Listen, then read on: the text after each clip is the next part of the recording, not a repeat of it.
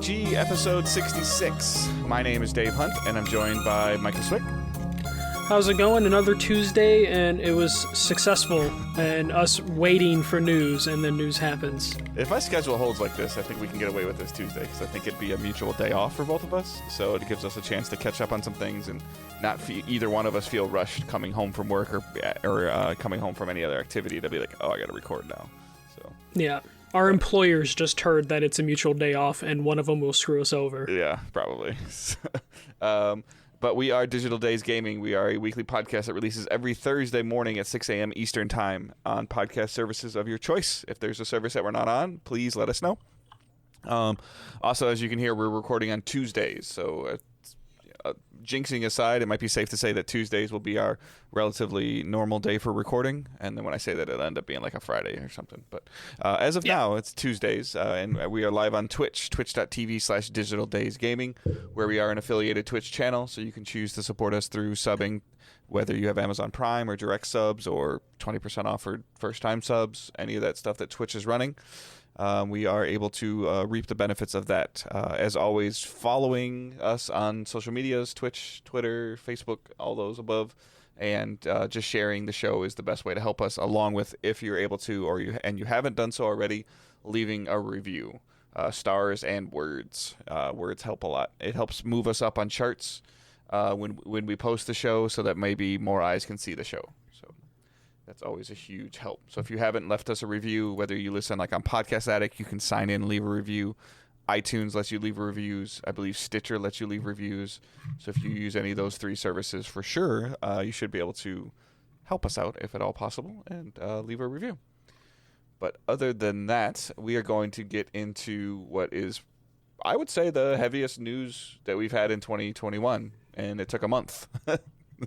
Yeah, everyone's back from their holiday break officially now. Like, usually there's like a little bit of delay, like people get back to work like the first week of January, but that first week back, they're not really doing too much. They're trying to get into swing of things, so seems like we're in full mode, and it's probably going to keep picking up because, you know, the fiscal year ends in March, so they will have more and more stuff. As like this first story, things get targeted, they get release dates because they have to set that stuff now. So Mass Effect Legendary Edition is now coming out on May 14th for PC, PS4, Xbox One. No PS5 or Series X version, though there will be some benefits if you play using backwards compatibility on those platforms. The big thing with this is we finally got details on what they're going to do. EA's been pretty vague on exactly all the improvements and benefits they're going to do, especially when you're dealing with a trilogy that, you know, changed drastically from game to game. You know, it's really hard to go back to the first one in some instances, and then a second one and a third one. They're all pretty different in terms of how they feel. So some major highlights that I pulled up. It seems like there was like some sort of like virtual press conference that influencers and media got to go to. So there's going to be tons of write-ups that you can find probably over the next couple of days. But some of the highlights that I saw was they redesigned the UI, improved the AI. They added the aim assist from Mass Effect 2 and Mass Effect 3 to Mass Effect 1. The Hero Femshep upgrade that was only available in the third game is now available across all three games. And the character customization is the same across all three games. So you're not going to have to recreate your character each time you load your save in from game to game. It's going to be the same character creator for all three games. Along with that, we're going to get 4K HDR 60 frames per second on PS4 Pro, Xbox One X, and then, you know, the series and the PS5. And then they're doing what a lot of companies are doing now, and they're using AI to like scale cutscenes and improve their quality, and also improve textures, which are going to receive 4 to 16 times improvement on textures in terms of like the quality and size of those textures. So it looks like they're actually putting a great deal of work into it. Those are just the highlights that I found for it, but there's huge lists that they released, which makes me pretty happy, and the trailer looked pretty impressive. Yeah, it definitely doesn't feel like it's just shoving it onto next gen, which is what a concern was. Is like, okay, well, let's just make it available to purchase as a bundle on PS4 and Xbox, and like just add new trophies. Like that's kind of like new trophies, achievements. That kind of has been par for the course for some of these other games. Nothing I can really think of off the top of my head. I mean, other than like what they did EA with, like, with Mario. the Burnout. Yeah, and what Nintendo just did with like the Mario collection. Like it was like, okay, well, just we're making it work on the Switch. We didn't do anything else to it. It just works on the Switch.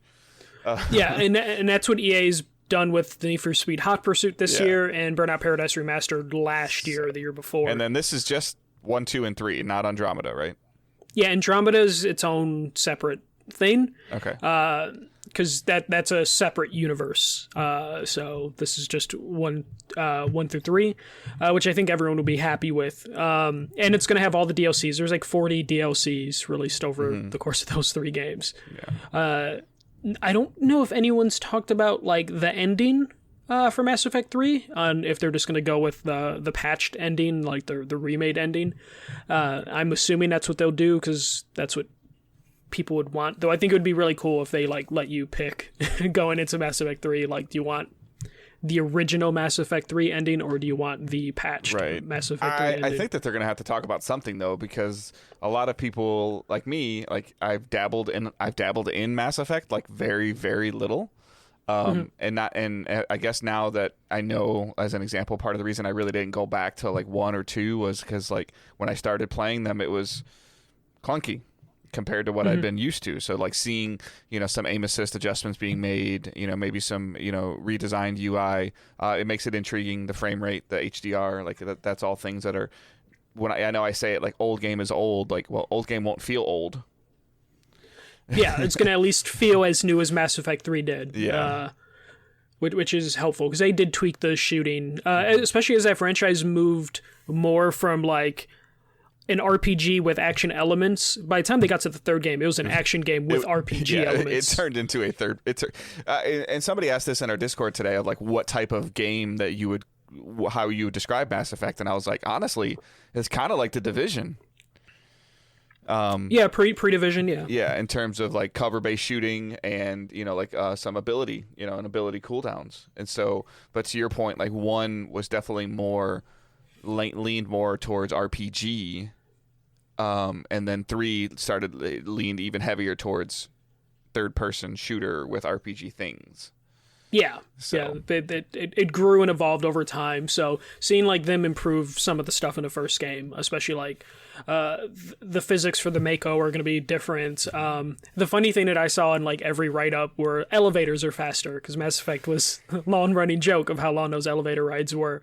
4 it's times loading faster. Times on better hardware too. Like yeah, so that's going to be good. But apparently they're 4 times faster if we're talking about like on the base consoles, like the PS4 or last gen. And then again, if you haven't really played Mass Effect, I think they were one of the first to have branching dialogue.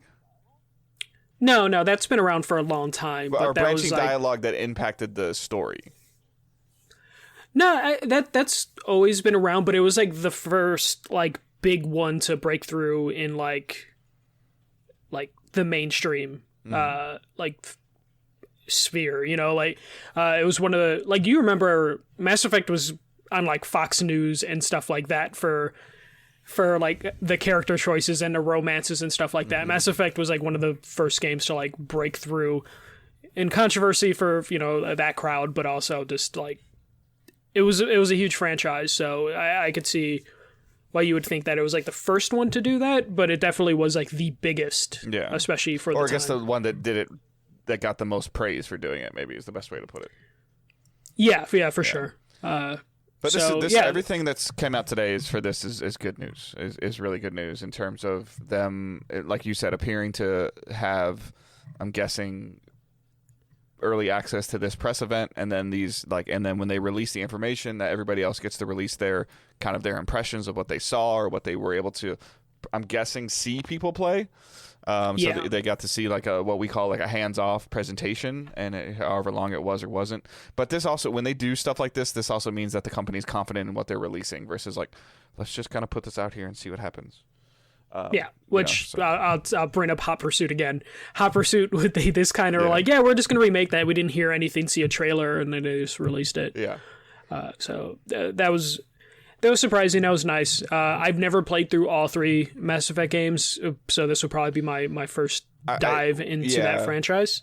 I've dabbled in them, but never like full playthroughs. When I talk to a lot of people that are surprised that I haven't played it, they're like, "Oh, you should go play it." It's kind of one of the and I go back and I try. I feel like I owned Mass Effect 2 or 3, like whether it was a collection on PS3 or something, and near the end of PS3's life cycle, and I tried to get into it, and it just felt like sluggish. And I was also my gaming tendencies have changed since then. So this is definitely something that's intriguing to me. I am, and with all the 4K HDR 60 frames, I understand when I say this, but I thought this would have been kind of cool if it was going to come to Switch. But it's not. It doesn't appear, at least right now, that it's coming to Switch. Yeah, EA has a weird relationship when it comes to Nintendo. So I think this would be something that would be really cool to be on the Switch, because like I could see myself playing this game like on a long car ride, as you know. But it's definitely something that's piquing the interest. And at this point in time, if you haven't played the Mass Effect series at all, or you're thinking about going back, just wait and get this, because I'm assuming this is going to be $60 or so $70, and you get all the games and all the DLC. So. Yeah, it's going to just be a $60 package for all this on the PS4 and Xbox One. All right, move on to the next story. I just put this in here just because we've been talking about Microsoft and ZeniMax forever now. But people have been wondering, like, hey, when are they going to start announcing, specific games? When are all this stuff's going to come to Game Pass? And the big key was the deal's not over yet. So the next hurdle for this deal to close is Microsoft needs to go to the European Commission board, and they need to get approval on this deal. And they have a date set for that, and that's March 5th. At this meeting, or whatever you'd want to call it, the deal can be approved, which can then speed up or close the acquisition, and it'll be good. Or they can ask for concessions to be made, or they can open up an investigation, which would then horribly delay this deal from happening. But I just decided to put this in here just so we can not talk about this deal until after March 5th. And as far as I know, I believe they've already cleared whatever hurdles they needed to clear in the United States. So I think this is the last major hurdle they need to deal with before they can officially say they own it and then throw all the games on Game Pass. Yeah, which, I mean, like today they announced that Wolfenstein's coming, like New Blood is going to be on Game Pass. Yeah, Youngblood. Sorry, excuse me. So it's just kind of like every time there's a new Game Pass announcement, I feel like there's another Bethesda game put on there. So yeah. So this, I guess, this after this, this is not like an abnormal circumstance. This is par for the course when you spend $7 billion. Yeah, you spend $7 billion and you're buying something that is an international thing. Like ZeniMax has studios all over the world, which is why they need to go to the EU and get approval for this. So I don't see anything, like I've reading up on it, I don't see anything that would affect this transaction from happening. So March 5th will probably be the last big hurdle we'll hear. And they should clear easily, and then maybe we'll get some kind of announcements through their end of the financial year calls that they have to make for investors. We're definitely going to hear what Microsoft's quote-unquote plans are for Bethesda, because they're going to want to increase their shares or prove to people that own Bethesda. Because what I don't know from a stocks standpoint is does ZeniMax, if they are or aren't publicly traded, do they become Microsoft, or are they still their own thing? Just owned by Microsoft. So ZeniMax is, I think, had a parent company, I believe, that would have been on the stock. So they just get ripped away from that. So we'll hear more about this after March 5th. Right. All right. Here's one thing that it's good reason why we record on Tuesdays now, because this just came kind of out of nowhere. EA Sports just tweeted out an image. Being EA. Yeah. And they tweeted out an image that college football is coming back. So EA Sports has inked a new deal. What is it? The CLC? It's the college licensing thing. This is a deal that is not linked with the Players Association. This is for them to say Clemson Tigers or Alabama Crimson Tide. This is them getting access to the licensing, the stadiums, the mascots, the colors, the traditions. This is all stuff that I guess prevents people from just putting Alabama Crimson Tide on a T-shirt and selling it on the corner. Yeah, so this gives them the rights to the FBS schools, traditions, uniforms, playbooks, among other things, and there'll be over 100 teams included in this deal.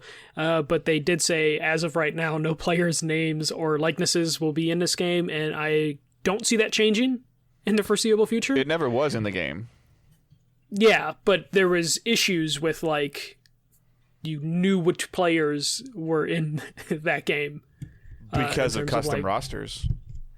Custom rosters, but also, like, you knew the quarterback for this team was that quarterback, even if it said, like, a generic name. No, well, first of all, they never actually even had generic names in there. You could choose to put randomized names in the game, but they were always referred to as, like, number 12, number 24. Yeah. The thing that some people got into it kind of came into the custom roster standpoint, where people, and still to this day, do this. They adjust the rosters, and, like, as an example, Michigan's quarterback, could be a 6'4" white guy with blonde hair, and the game would purposely make somebody 6'2", African American, and have braids. But the community that surrounded this game would go through and essentially make custom rosters for all 100 teams and update them with the player ratings and the numbers and the likenesses and the names. And anybody could easily go and download those rosters. They were made available. There was Operation Sports Forums still has rosters for NCAA 14 that's on PS3 and 360 that are consistently being updated. So the thing that everybody feels is making this possible is the players now, like certain states and the NCAA is looking at allowing players to profit off of their own personal likeness. Mm-hmm. But I don't think that this is going to factor into that at all. No, it would be too expensive for EA, which is why EA kind of got out of it, because that's where college football looked like it was heading in 2014. Yeah, well, they got a lot of lawsuits from people, and they tried to point the finger at custom rosters, which in truth is the correct answer, but the judges ruled that, well, you allowed them to make custom rosters, so you allowed this to happen. Yeah. So, and it was always weird because, they would have cover athletes, and those cover athletes technically could have still been with that team, and they can't earn money from being they were all graduated players that were cover athletes. Yeah, but were they able to earn money off of that? Because seems kind of weird. They got paid because they're it's very similar to like a player's like declaring for the draft and signing with an agent. They are no longer considered an amateur.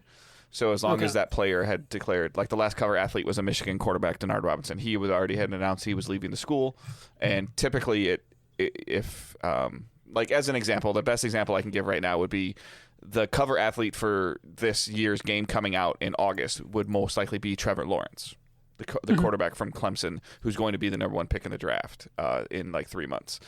Tim Tebow had been on the cover, and it was after he had already left the school. It's like the player does something really well in December, January, and then the game that comes out in August, it's usually like the Heisman Trophy winner would be on there typically. But there was never a athlete on the cover that was still currently playing the game in college. Okay. So. Yeah. But I wonder if they would have to split that money with the school because their school jerseys. It got weird. I think that when I was doing some looking, when I was looking actually up at the next story that we're going to talk about a little bit too, when I was digging into some stuff and trying to see how this worked and how much money was made, the vibe that I got from what I was reading is that a lot of those cover athletes just got a straight check for $10,000 to be on the cover, which is really low. Mm-hmm. If you ask me, in terms of how many copies of this game, like EA was selling, but I mean at the same time, like it's the first thing they're shown before they're even really typically drafted, and they're like, "Here's a check for $10,000." Okay. I don't see players ever coming. It would just be too expensive for EA. Which is why they I'll be really curious already. If the roster thing is there, because if the custom rosters aren't there, people are going to be pissed.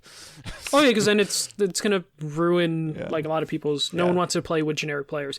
I wonder, because I know like the College Football Hall of Fame, they could technically make a deal with them and get the Hall of Famers into the game probably and have classic rosters. That would probably be the only thing they could do to get names in this game. Yeah, but I believe. I don't. But you can't get full rosters that way because not everyone like, on a roster is in the Hall of Fame. I don't think that they can. It's so weird. Like I'll be very curious to see some of this stuff. Like I don't think that they can adjust or change things to make it correct. Like I don't have an example right now, but if somebody's like a great player at Ohio State and is a sophomore and he's going to be in the game next year, or the game comes out next year and his name is Josh Smith or something, is the game going to be smart enough to, if you sit there and try to make the quarterback for Ohio State's name Josh Smith, like, is it going to be like, no, you can't do that? Like, I don't expect that to be the case, because what happens if my name is Josh Smith and I want to play quarterback at Ohio State? Like, that's where it gets into like some really weird issues of how they aren't going to do this. Because the coolest thing about this game, this is Madden. Like, let's not sugarcoat this. This is Madden. Mm-hmm. It's going to use the exact same engine that Madden uses. For better or worse. Yeah, whether you like it or don't like it, it's going to use the exact same. The playbooks are going to be a little bit different, but not that much different, because of how much the NFL and college are very similar in terms of their spread offenses and things that they run, other than like some of the stuff having the option. The offense called the option, not the option to do it, but there, is in there custom playbooks from certain coaches or universities. But the real fun that comes from this, and I did this for years myself, is the online play, the online dynasties of picking University of Minnesota and having to recruit new players, and after like the first 3 or 4 years of your dynasty, when you are truly relying on the randomization of the game, creating these players, and then you finding these players in high school and convincing them to come to your school, and going against your buddies. Like, that's where the fun comes from this, and that's where I always people sometimes would accelerate their franchises 4 or 5 years just to get away from that, because then it ended up being, okay, like, I really like Temple University, and I'm going to make them a dominant power in college football, in my world, in my life, in my game. And you could do that with recruiting correctly with these random players. But then, it got into the thing of like, well, the USC quarterback is the black guy with braids, and he wears number 16. That's what I wear, so you should pay me. That's where some of this problem came from years ago. So.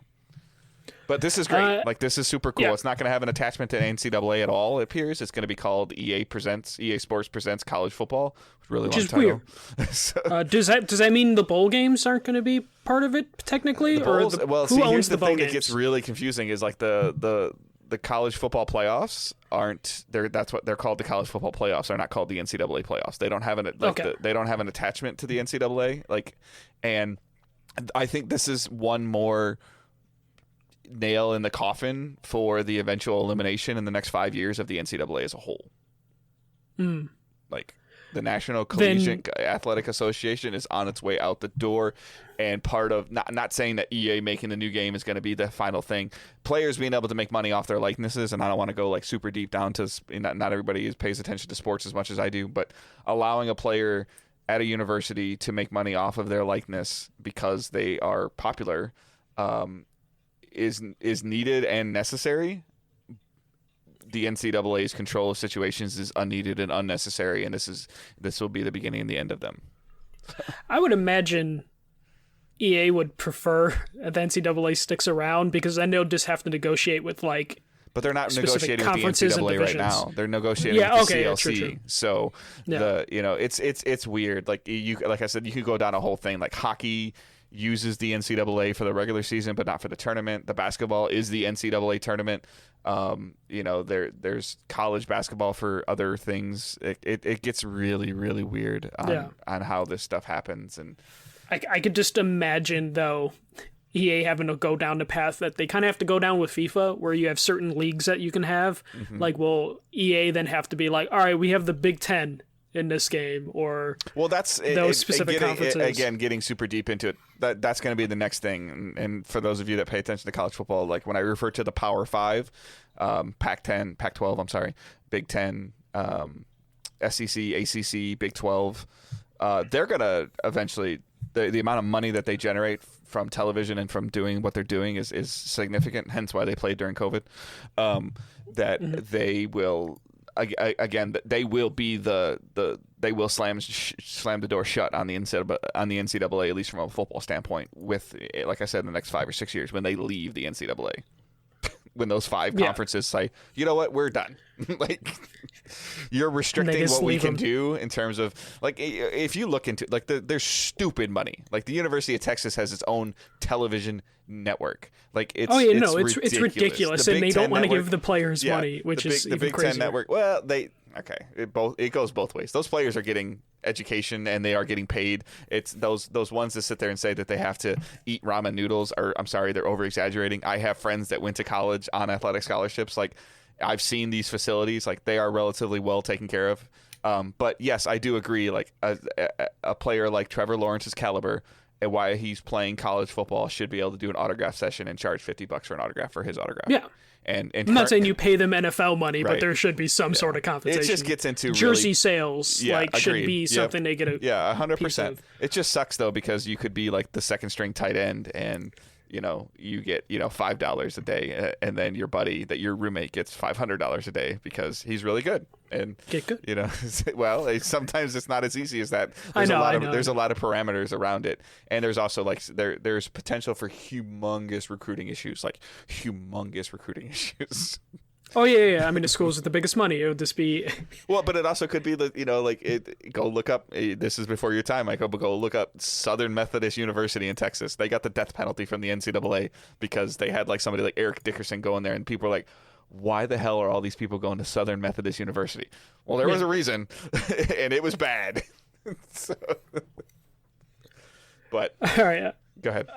So it sounds like though, from this news report, it doesn't even sound like the game's coming out this year. Sounds like we're years away from this one. I would be next year. I'd be shocked if it's next year. Yeah. Like I just imagine they just slap college football on Madden. Yeah, okay. Like that's the only thing that they have going for them though, is that I know I tend to not say this, but it's copy and paste. Like it's taking Madden, getting the updated, and I don't know how much stuff has changed. I guarantee you they still have all the assets from all the other college stadiums and the scans. It's like we've talked about, for baseball, and what we're going to talk about here in a second, why other studios haven't made a baseball game, because they'd have to go scan every single stadium. They'd have to go scan every single player. And EA still has the scan of University of Michigan stadiums, Ohio State stadiums, Clemson stadiums. Like, they just might need to tweak them a little bit, which is different. They added a jumbotron. Right. Okay, we'll throw that in. Which is different than having to entirely rescan a stadium. Yeah. So, especially with COVID still a thing. All right, so let's just jump into the next story. This was hilarious to me, because every news article I read was like, oh my god, MLB The Show is coming to Xbox, even though Sony announced this in December of 2019. But we did get some news out of MLB The Show. Some weird news. There's some stuff in here. It's pretty weird. I'm happy more people are going to be able to play this game, 100%. Obviously. I think Sony did a weird flex, by the way, but that's fine. Yeah, they did a lot of weird little things with this stuff. I just want to make sure I have the release date right. Yeah, April 20th is correct, and it's a month later than normal. Okay. It's because Xbox was showing March 30th on their images, and someone was like, where'd you get that image? Like, Aaron Greenberg was posting an image that said March 30th, which I'm assuming was the original release date, and then they pushed it a little further. Okay, so as stated before, this is coming to Xbox One and Xbox Series X. Last gen is going to be $59.99. Current gen will be $69.99. There is no upgrade path from last gen to current gen unless you buy the collector's edition, which gives you access to both. I don't have a huge problem with this right off the bat because cross progression is the thing. Yeah, and then the major thing that I saw was cross-platform play within the same ecosystem and generation. So PS5 can play with PS4 players and Series S and X players, but they can't play with Xbox One players. I'm gonna reach. Xbox. I'm gonna reach here, and I feel like this is a Sony issue. This has to be, because and the reason I think it's a Sony issue is because we talked about the trophy. Like the trophies being kind of busted between PS4 and PS5 in terms of like seeing that. So I think for some reason there is something that's preventing a PS5 player from playing with an Xbox One player. There's something, which is weird because here's the thing: Xbox Series X people can play with Xbox One people because they're in the same ecosystem. So there's some weird stuff happening here. The box art was revealed as well. Fernando Tatis Jr. Tatis, sorry. I never fully learned how to say his name because the Sox have passed with this guy. Yeah. It's a bummer. So he's going to be on the cover. Nice PlayStation logo on that box. That's which, the weird flex. Of course they're going to do that. But I still think that's the weird flex. So Minecraft doesn't put Xbox Studio yet. Okay, yet. I think that they will. I think Microsoft will. But I don't have a problem with Sony San Diego being on there. And yes, they are a PlayStation Studio, and Sony has just... They rebranded for that. Yes, I was going to say, Sony has just named themselves PlayStation Studios, and as well as I feel like Microsoft recently just kind of started calling them all Xbox Studios and kind of made their logo and stuff for them within the last year. I kind of did some digging around, like Minecraft Dungeons box art doesn't have Microsoft's logo on it anywhere. It's fine. It's fine that it's there. I think it's well needed and regulated, and it's fine. I just think it's a weird flex. Like, it's give credit to your studio. Like, yeah.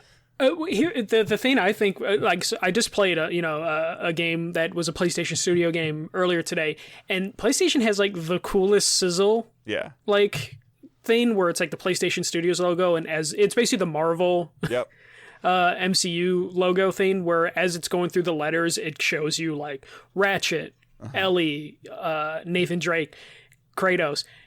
I'm guessing that will be in the show because it's their branding. And as long as they long as they continue and go forward with this, as long as this PlayStation Studios logo shows up on the next Naughty Dog game and the next Sony Ben game, the next God of War game, that's fine. But if this logo is only showing up on their MLB game because it's cross-platform, I just think it's a weird flex.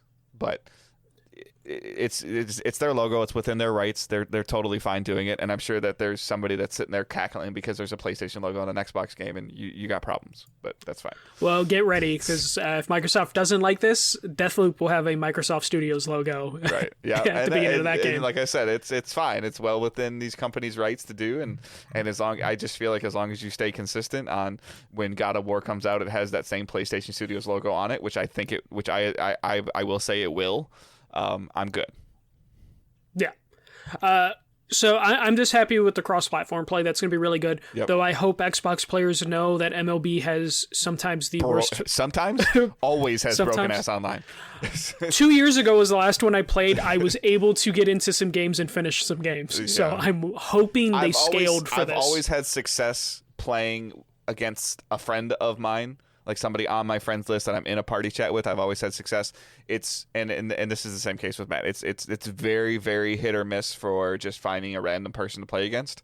And again, I can't even think of what it's called right now. Diamond Dynasty will be a much bigger deal. And like, this is great. This is great for Sony. This is great for Microsoft.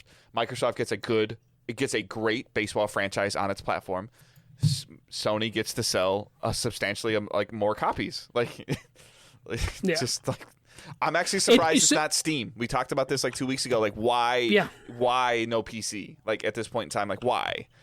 Like, we've heard that the PS5 and the Xbox Series are on par with PCs. Why is this not ported to Steam? That was weird, but I almost wonder if that's just like a scale issue because they're asking Sony's San Diego studio to scale more than they're probably used to. Johnny is a boy. MLB is strictly a single player game. I agree. Road to the Show is the best RPG you can get on consoles. MLB The Show,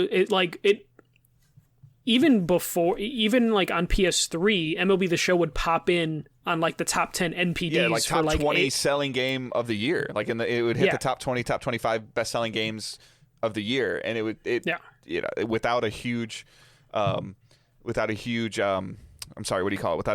install base or following like a God of War or Uncharted. Like, for a sports game to do that, like FIFA would always sell well, but we would always hear about the microtransaction standpoint of it from FIFA doing. But MLB was good does good, yeah, and that was always great. This software sells hardware. Like this MLB had the similar attach rates to like Gran Turismo at one point in time. Like this sells hardware.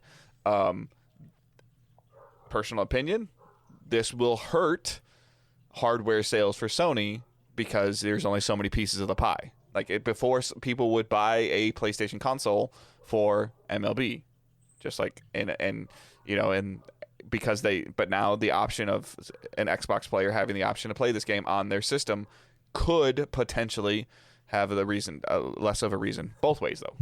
So. Yeah, it's I don't know if it'll hurt them significantly, but it at least gives players the choice of like, especially now where consoles are still hard to buy and they'll probably still be hard to buy in March, where someone who's like, oh, I really want to buy the show, they'll now have the choice of like buy an Xbox or a PlayStation, whichever one's available is what they'll go to. So I would imagine, I know manufacturers have to do this, like make sure you have enough inventory when a big game comes out. I would hope that Sony would be smart enough to be like, MLB The Show comes out, okay, we're going to have pre-orders going on our Sony Direct site. Yeah, like, and that's ready to go for consoles. Johnny brings up a great point in chat too. He's like, he's happy for Sony San Diego because now they might actually get a little bit more cachet when it's being talked about in terms of sports game of the year. A lot of times it gets put, they put get away snubbed because it's console exclusive. Yeah. All right, let's move on to still weird that it's coming out in April. Like I don't like why. Yeah. And towards the end of April too. Maybe they're expecting the season not to start proper. But I don't see, you know what I don't see so far yet? I don't see the pre-order this edition and get to play 3 days early. I don't see that shit right now. Wednesday is when they're announcing their collector's edition. We're going to get to that shit. All right. Don't worry, we're getting that shit. Like, especially with the upgrade only being in, PS4, PS5 only being in the collector's edition. All right. So, in the least surprising news that we've had in a while, Google is shutting down its 2 studios for Stadia. They had 2 studios? They had 2, Montreal and Los Angeles. They had bought the studio behind Savage Planet Journey. My cat's behind me now. And, they were talking about making AAA games. They hired Jade Raymond of Ubisoft and EA fame to be the creative director. She is leaving because they're no longer going to be creating anything. Hold on. My cat is trying to crawl on my keyboard. Sorry. So they're going to close down those 2 studios. 150 developers will be impacted by this. Google did say that they will try and find new roles for them at Google. But that's one of those things where it's like a lot of people went there to make video games. And if Google's not going to make video games anymore, those people are just going to leave. Like, I'm sure coders can get a coding position at Google and be happy. But like, the art people at those 2 studios, they're going to go away. Yeah, it sucks. Yeah. Like this is terrible. But at the same time, like I'm fascinated because, and I saw some of this over like last night. Like, what was promised to these people to come to do this? Like because you had to presented some plan to them that now as Google is like, this is what what we were so worried about was that, oh, this isn't working and we're done. But at the same time, we figured that any company in the world that had the money just to, we're watching 2 different scenarios.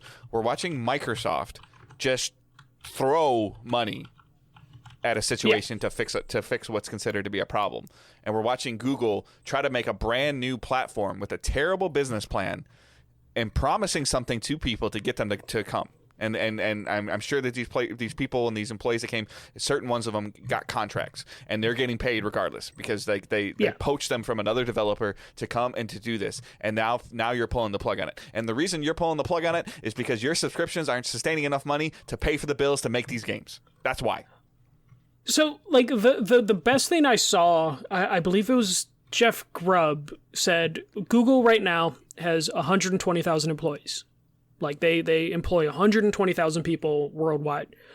Ubisoft, a game studio, employs 16,000 people.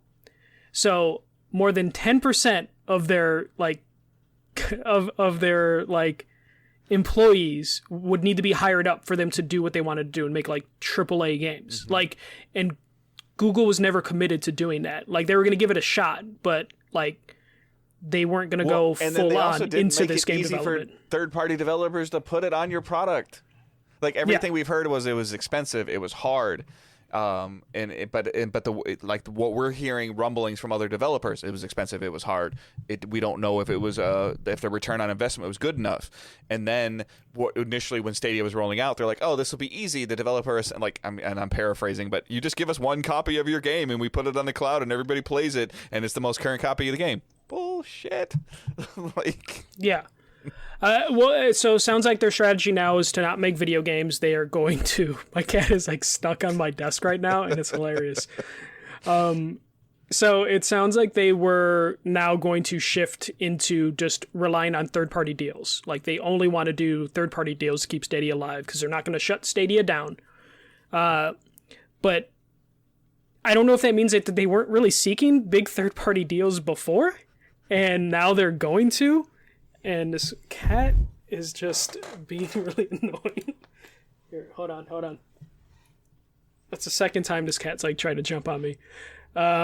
So, like, they were pursuing third-party deals, but they didn't really seem to be putting much effort into it before this. And I don't know if we're gonna then see them like just throw money at it to get other deals. But like right now, like, Ubisoft gave them their best chance. Like, Ubisoft was like part of their beta, and they had like Assassin's Creed running on it, and then they had all these great games on it, and then Uplay, or whatever they're calling it now, Ubisoft Connect Plus, like the subscription service was they tried to add it to Stadia. Like, Ubisoft was like, we believe in this, on top of the fact that we believe in putting our games on every single thing humanly possible, and it's helped them in the long run.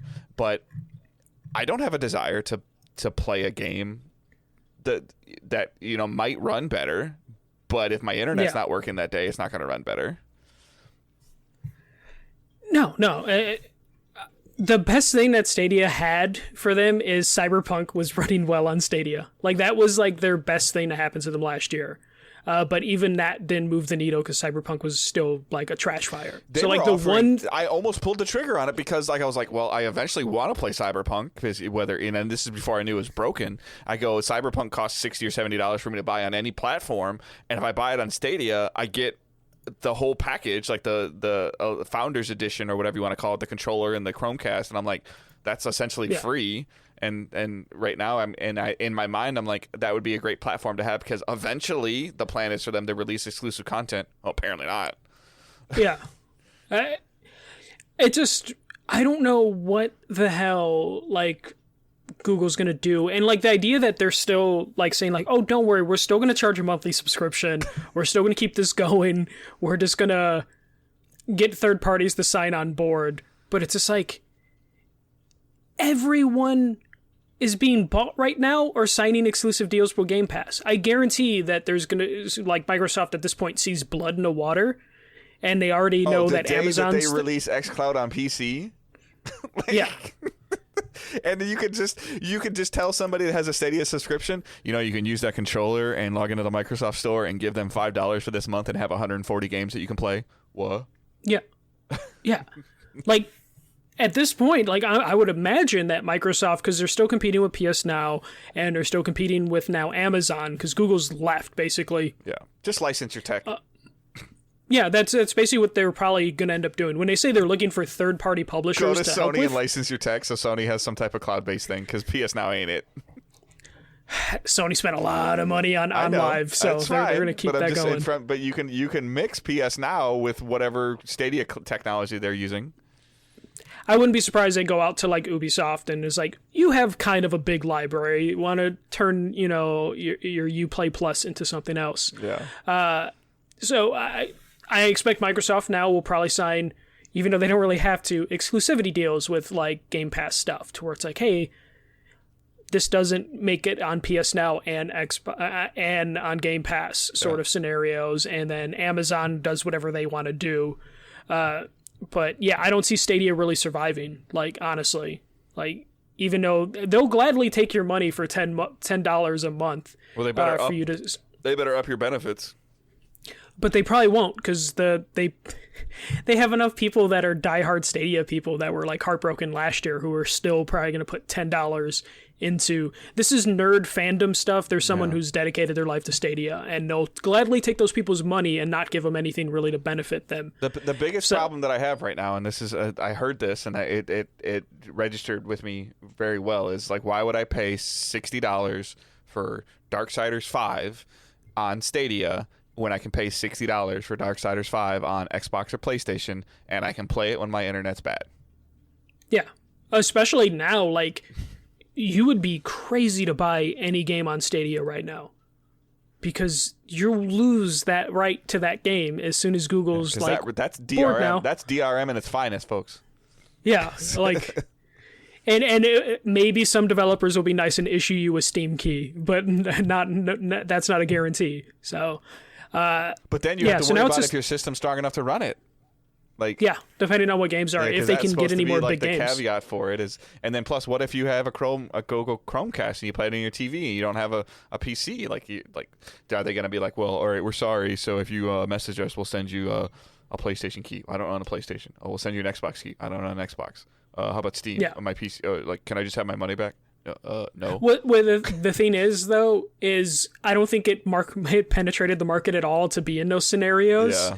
Most of the people that have played Stadia have something to play games on. We'll never see that data, but I want to know how many outright games were purchased on Stadia. Not through the subscription.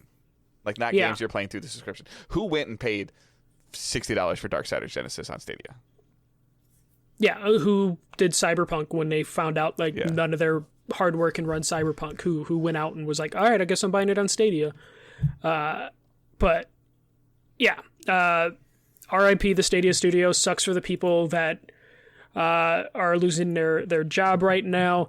Jade Raymond seems to be like, since she left Ubisoft, has just not been able to find like a studio to make games. She was working on a Star Wars game with Amy Hennig before she jumped to Google. And then the studio she left is not making a Star Wars game.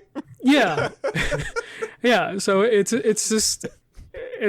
crazy, like how much, she's been around and hasn't found any, like, I'm sure financially it's been very successful for her. I wonder if she had a conversation with Julian Garrity when he was making like The Crew and laughing like, hey, I'm making a Star Wars game, you're making The Crew. And now Julian Garrity's sitting over there going, hey, you went to a company that doesn't even make a platform anymore, and I'm making a Star Wars game. Yeah, like, I'm sure financially it was very beneficial, but I feel bad for like a creative who is like, sorry, I know I've interviewed Julian Garrity before, and I could see him totally doing something like that. He's hilarious. So I guess we'll see what happens with her. Google just bought a studio last year. They bought the Savage Planet studio last year. Alex Hutchinson's studio.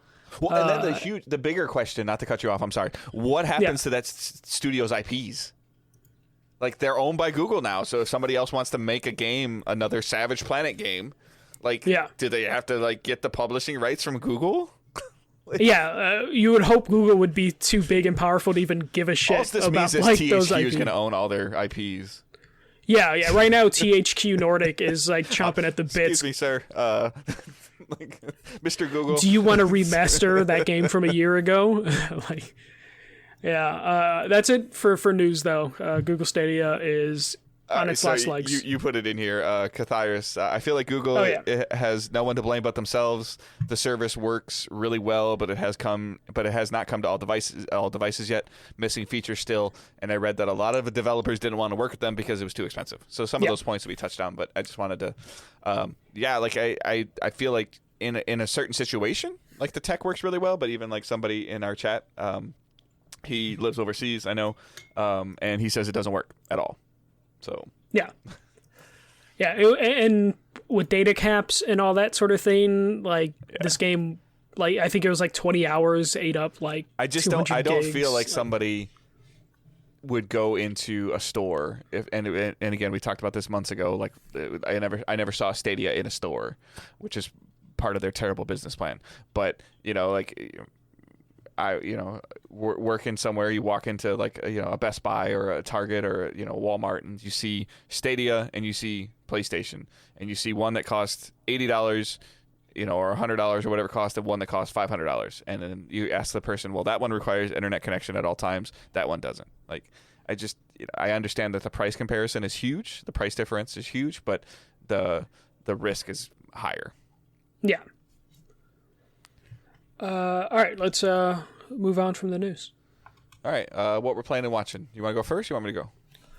Yeah, I can go first. So for me, I took a little notes. I know we have one game in common. So I beat Titanfall 2. Finally, finished that up. Really enjoyed that campaign. See why people loved it. I was gonna hop into the multiplayer, but I was like, I'll just play Apex Legends. So I downloaded Apex Legends for my PS5. Did it give you any more desire to go back to Apex? I know you've been taking a break from Apex.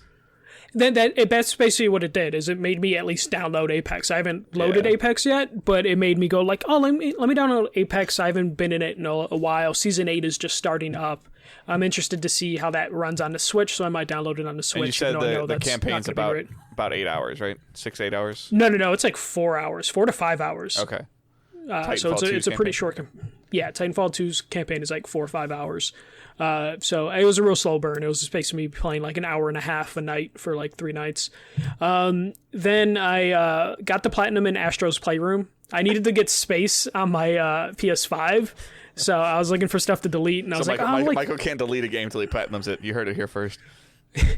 Well, it was one of those things where it's like, let me delete Astros, and I checked the trophies list, and it was like I only had like 5 hidden trophies. So I pulled up a guide, got the platinum in that. I really loved Astros. Like, I made my game of the year list last year, and I didn't put Astros Playroom in like my top 10, and I probably should have. Like, it's definitely one of those games where I was like, it was really good. I enjoyed that so much. I need to play it, and actually I probably should just sit down with Owen and play it. Let Owen play it or something. Yeah. Is what I need to do. Yeah, so. I'd definitely have fun with that. And then before we recorded, I actually played Destruction All-Stars. I played the tutorial and 2 online missions. I'm surprised how much I liked it. Like, it's only two like they did a random state matches. of play like 4 days ago out of nowhere. Yeah. But they didn't do our idea. Yeah. It kind of went into like a deep dive on it, and I watched bits and pieces of it. I need to play it. I want to play it. I want to check it out. Just didn't have a chance to download it yet today. So. Yeah, I downloaded Destruction All-Stars, and I just downloaded Control just because I'm like, I never did all the side stuff, so I'm going to replay Control. But Destruction All-Stars, the gameplay is actually really fun. The driving is really smooth, fast, responsive. The controller works well in terms of that haptic feedback, that rumble works really well with that game. The outside of the vehicle stuff is pretty cool. It's kind of scary. So it's like, it's a destruction derby. You have your car. You can hop out of your car anytime before it explodes. On the map, random cars will be loaded into the area that are empty. So if you bail out of your car just in time, you can then just hop in one of those cars that are waiting for players. Each character has different abilities, and they also have a special car that if you collect enough either it's your point total or it is collecting the crystals that are around the map. You can call down your character's specialty car, which has its own special abilities, but otherwise you can just use all the random cars that get dropped in the map. It's just mindless fun. It's the perfect sort of. Do you see this as a community thing of 6 or 8 people in a party playing the game? Yes, I could totally see that, cool. And especially because the learning how to play takes 2-3 seconds. Awesome. The tutorial is a couple minutes long, but it's get in a car, smash other people. That's it. Or at least for the game mode that I played. There's I think 4 or 5 other game modes. That's great. That's great to hear. So. And it's perfect for Plus then too at the same time. Yes. And I think this is key for PlayStation Plus games is if you're launching a multiplayer game and you get on Plus, you will find a level of success. And I played probably within 30 minutes of it dropping on the store today. So the servers held up. I don't know what it's going to be later tonight as more people download it.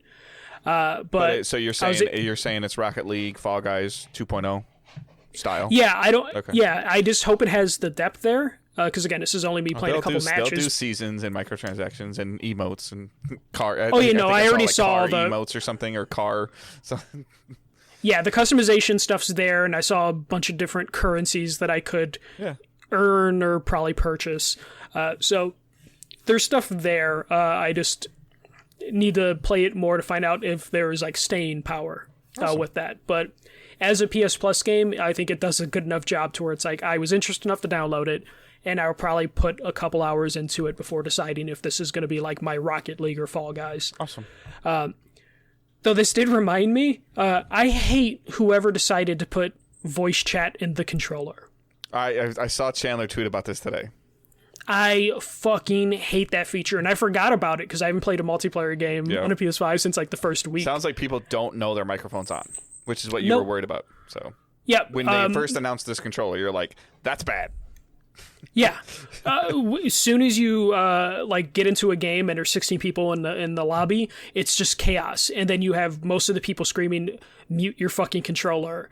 And it's just people listening to music, people having very personal conversations, and like, thank God I remember to mute my microphone. But it's super annoying. Just do what I do. Anytime you log into a PlayStation, just start a party chat, and then you don't have to worry about in-game chat. I might have to do that and just keep it private so no one joins me and I can just play my games. They can't join you unless you invite them in the new system.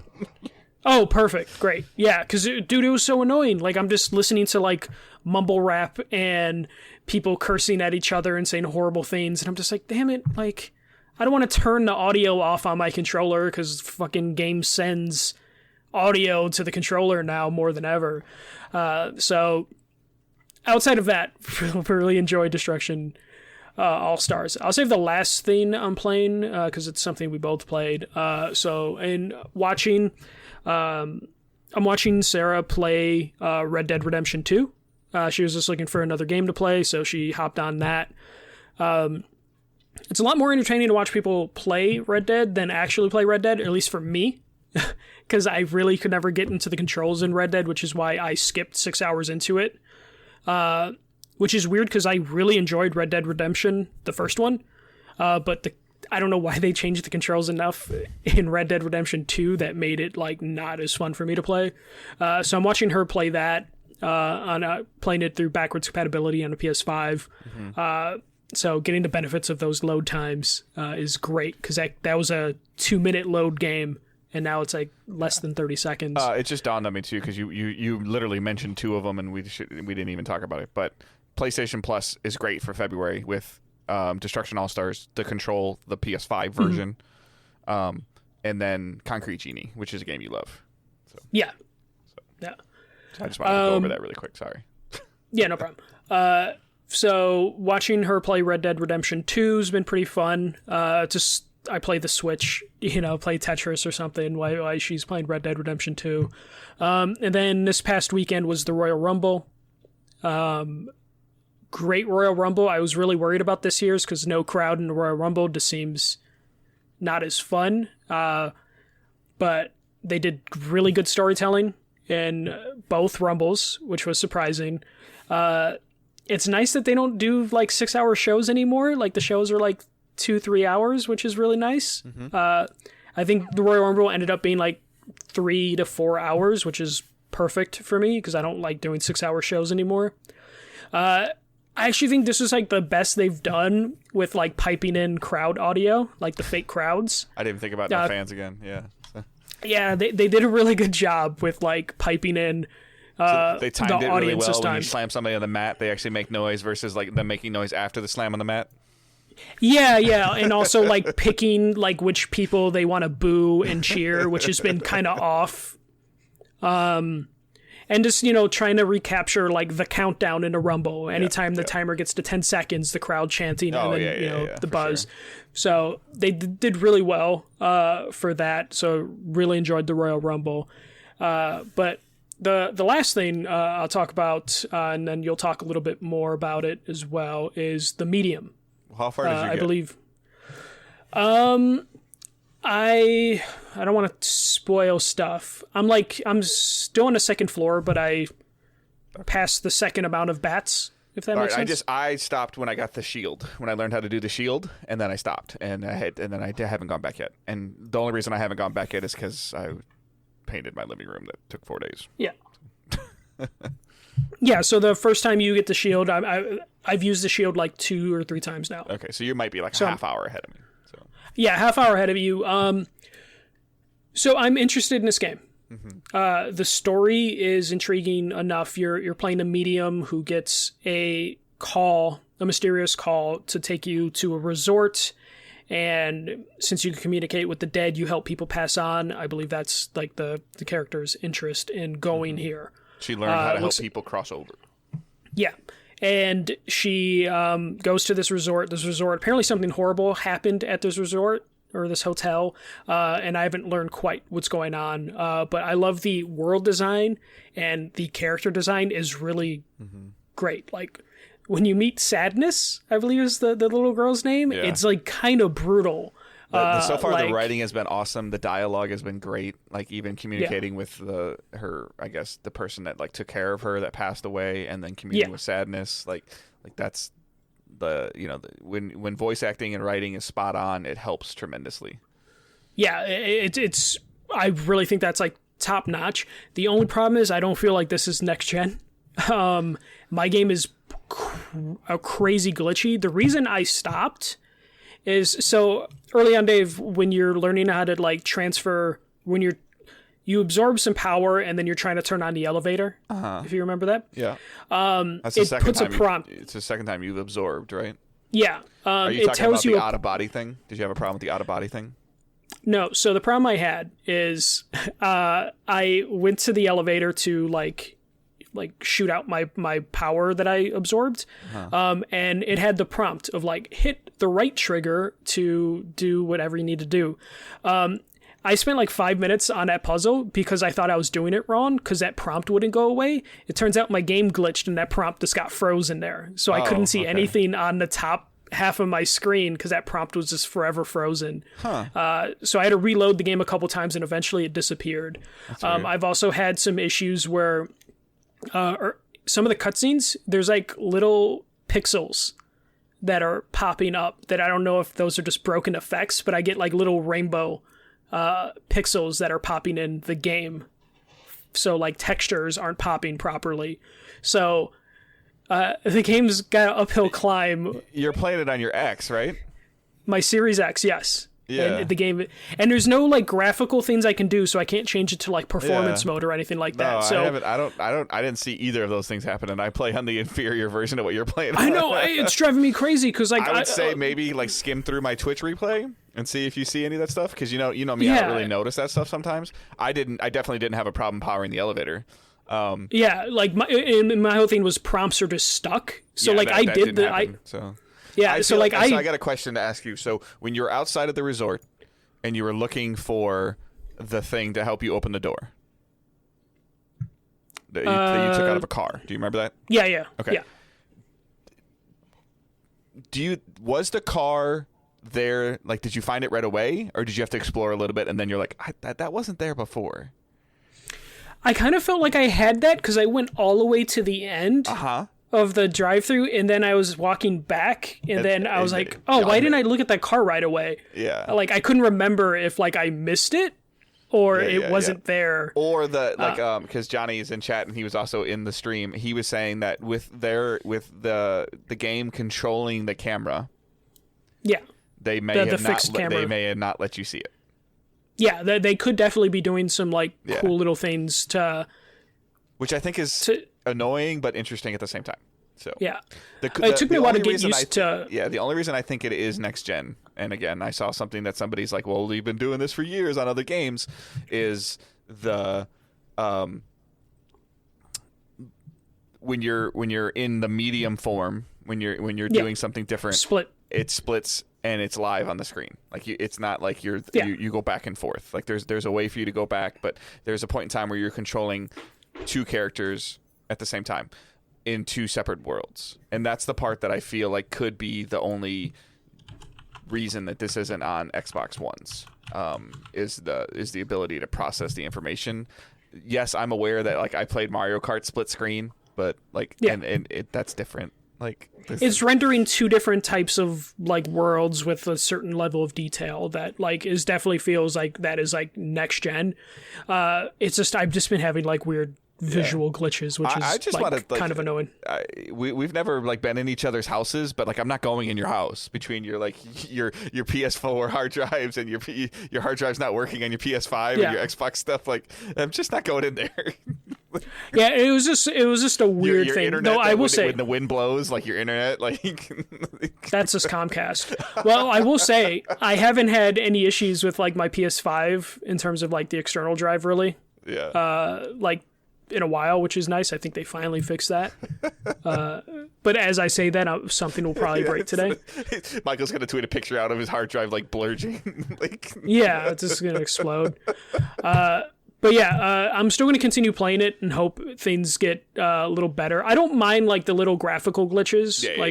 They weren't super distracting, but it was just like, why was it a little like the world is fascinating. What the story that they're hinting at is in terms of like the way they've been teasing stuff it's got some really, really good writing in it.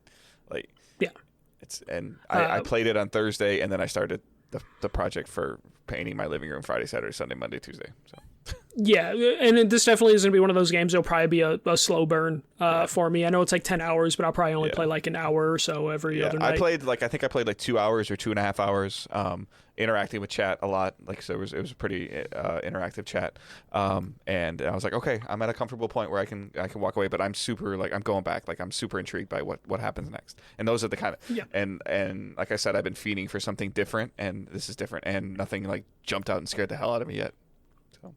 Yeah, there hasn't been anything quite like that just yet, and like I don't know, just the character design is so good. Like when Sadness first popped up, like and her character, like I was a little funky on her base form, but her medium form she's amazing looking. It's cool looking. Her arm, it's so cool. So yeah. What have you been playing outside of Medium? So Medium, I did a little bit of Destiny stuff, just getting ready for the end of the season, start of next season. We got a new trailer today. There's some cool stuff. They're teasing some things, but Bungie's always great at trailers, so we'll find out if I'm gonna buy next season just to mess around with it and play it because I enjoy playing my favorite TV show.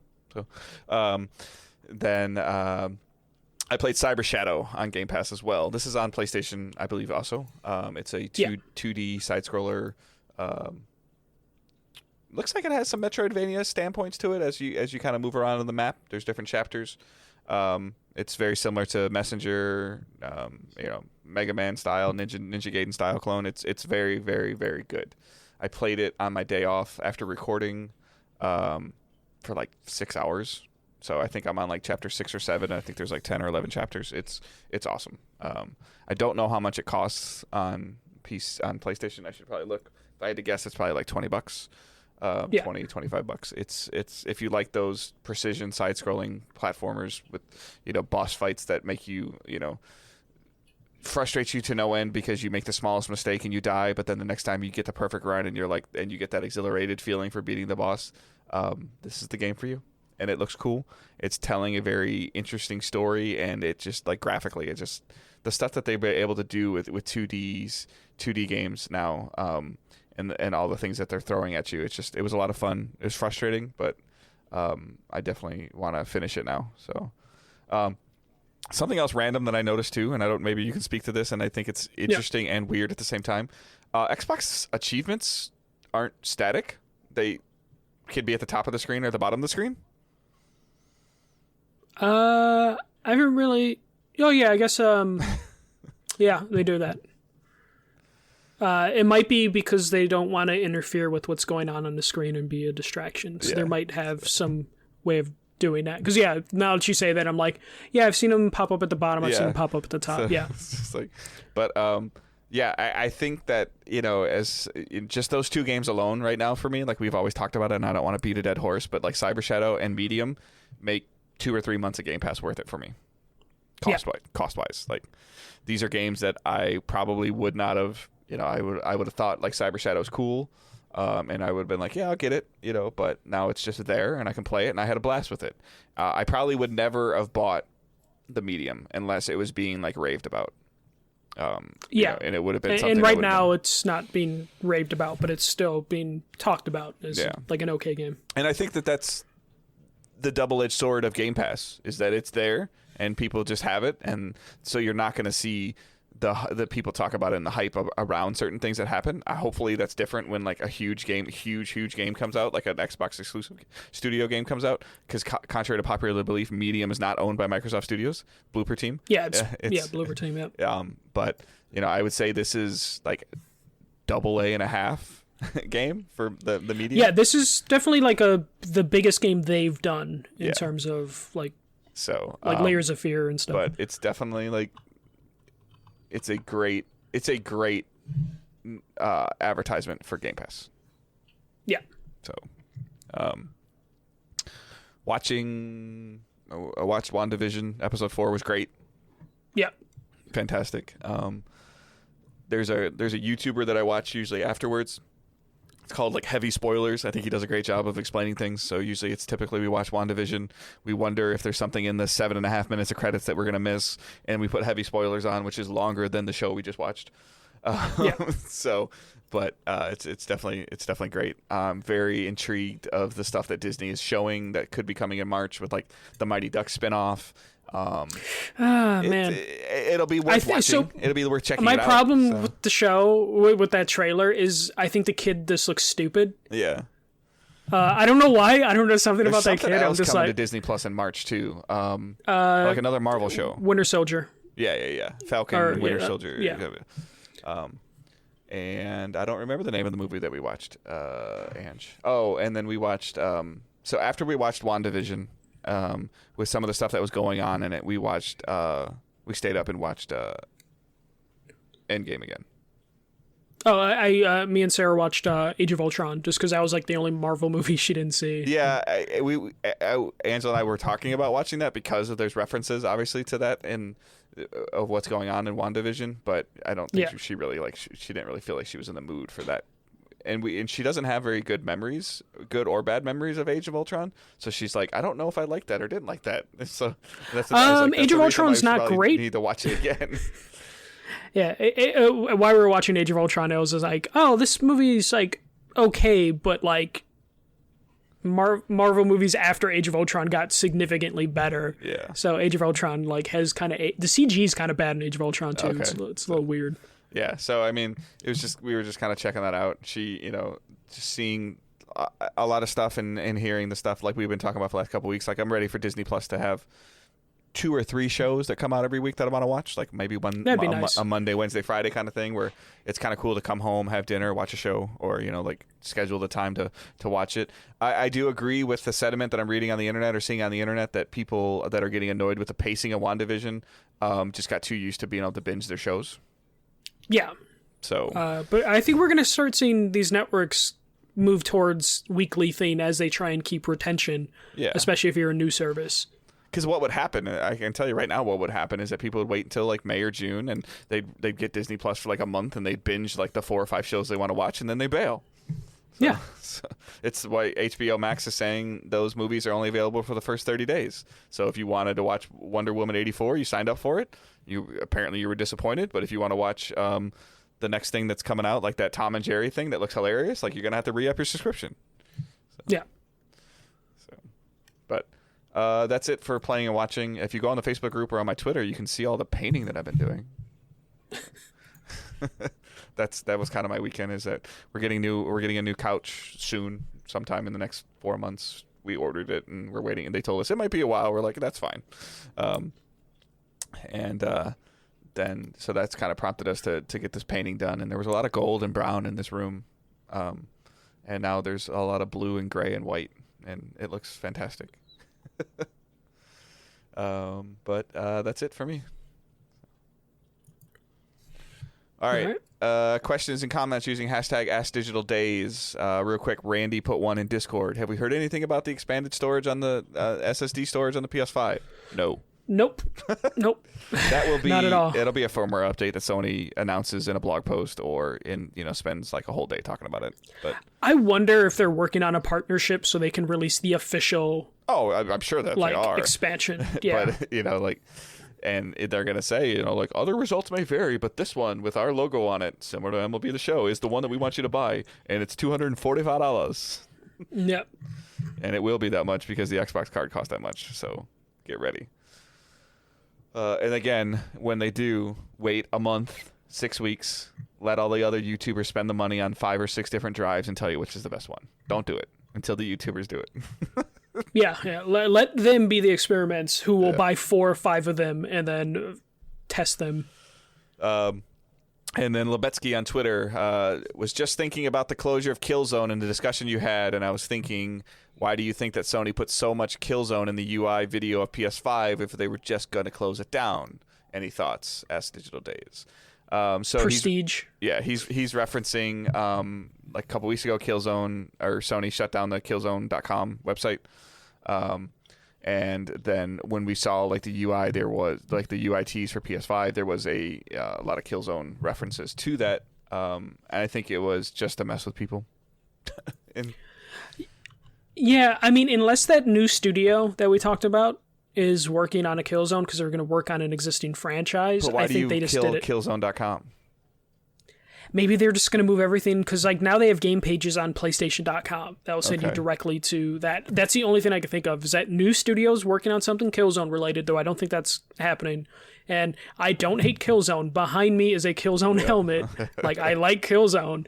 I just don't see like money for Sony in that unless they're going to swing for the fences. I don't have faith in Sony's ability right now to make a first-person multiplayer shooter. Yeah. I have faith in them to make really good single-player games. Yeah. No, first-person multiplayer shooter. Like, I mean, other than maybe Insomniac with Resistance? Yeah. I mean, I would rather see Resistance come back than Killzone, to be honest. I mean, at this point in time, like, I agree with you, but what studio has a pedigree to make a first-person shooter for Sony right now? No one, unless this new Santa Monica team or whatever, the San Diego team. Was it San Diego or Santa Monica? Either way, their new team that they're building on from scratch, maybe they Guerrilla's 100% on Horizon. Like, 100%. Like, yeah, and they killed the second Guerrilla studio, the one who made Rig. Yeah. Guerrilla Cambridge, yeah. So I just, like, it's the same problem that I, like... Let Sony knows what they do well. They make great third-person story-driven games. Like, that's what they do. They make a fantastic sports game. God of War's third person. Ghost of Tsushima's third person. Last of Us is third person. Uncharted's third person. Infamous is third person. Know your role. Know your niche. Stay there. Keep doing great. Yeah, like, until you can show me that you make a great first-person game. Like, yeah. That would be the only thing I can think for that new studio. Mm-hmm. Like that would be the only studio I would say they can try a first person shooter. They can try Killzone because they don't make anything else. Ultimately, realistically, as we're talking about MLB The Show being on multiple platforms, if you want to see a multiplayer shooter do well, you can't just put it on Sony. Yeah, you need to put it on multiple devices, especially. And now we're hitting a point where if you have a shooter, it has to be free to play. Mm-hmm. Like unless you're Call of Duty, it has to have an aspect. Well, Call of Duty has a free to play version. Yeah. So Destiny, but Call of Duty will still release version. a $60. Valorant, like those games. Like the Valorant community is just astounding to me. Like the patch days for Valorant, it's like, oh my god. Yeah. Like, and it's fine. Like I feel like Overwatch 2 is going to have some type of free to play aspect to it. I think so too, or it's going to have a very low entry point, but I have a feeling, it's going to be free to play or something. Yeah. So, you got anything else? No, that's it. All right. Thank you guys so much for hanging out. Those of you hanging out in the chat, we appreciate it. Those of you listening and sending us comments after you listen to the show, that's always appreciated. Again, if you could leave us a review, that's super helpful. Super, super, super helpful. You can follow us on Twitter at Digital Days Pod. You can follow Michael at the first MJC 1ST. You can follow myself at Good Dave Hunt. Join the Facebook group. Join our Discord channel. Links are in the show notes. Awesome conversations going on in there. Along with multiple things coming cross-platform. Being in Discord will be very important because that'll probably be the easiest way for us to communicate. Destiny's going cross-platform. MLB The Show is going cross-platform. Call of Duty is cross-platform. Rocket League is cross-platform. Among Us is cross-platform. I believe. So just like the joining Discord will be the easiest way for us to, if we ever decide to party up and group up in a game, it's a good way to find out. If we're playing Destruction All-Stars and we're in a Discord channel, it's easy to know that we're in there playing versus us having to make sure that everybody in the DDG community is invited to a certain party chat, because I'll always miss somebody. I miss people in my Destiny groups all the time, so it's a pain. So patreon.com/digitaldaysgaming, $1 tip jar, $3 Discord access, $5 24-hour early access to the weekly show, and $7 is the monthly bonus episode, which we just released. It is a deep dive into Spider-Man, Miles Morales, and Spider-Man PS4, PS5 remaster. So, but other than that, that is all that I have. And I hope everyone has a great week and you keep moving forward. Don't be a dick. See ya.